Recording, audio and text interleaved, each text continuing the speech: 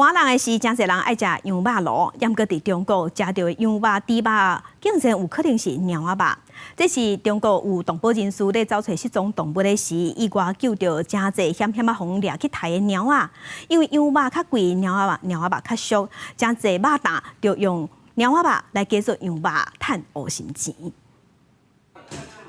抢救猫仔的志工，将竹仔吊做的笼仔撬开，一只猫仔才顺利为笼仔内走出来。今年33岁，住伫上海的韩家丽，因为家己饲的猫去互偷抱去，为着找找宝贝猫仔的下落，开始加入一个动物保育团体。想袂到伫找猫的过程当中，发现中国的广东甲广西有真侪恶心的业者，将4个偷掠来的猫仔抬死了后，摕猫仔肉来卖。就是上千只猫咪装在货车里面运输到，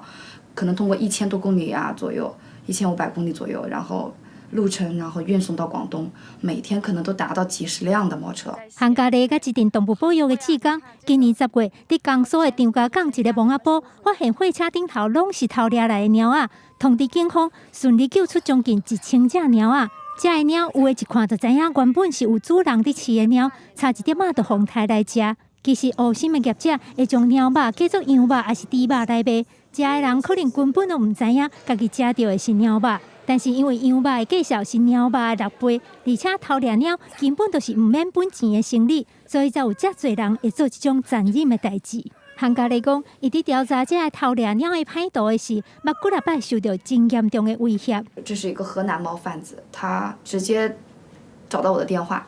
打我电话威胁我说要开车撞死我。动物保育团体的志工将救出来的猫仔暂时安置伫猫仔庇护所，帮这受伤也是破病的猫仔治疗。虽然因愿意冒险4个去救猫，但是敢若靠民间团体的力量，其实效果真有限。因希望中国政府会当立法来制裁这猎猫、杀猫的歹徒，才有法度真正解决这种问题。记者甘愿演编译。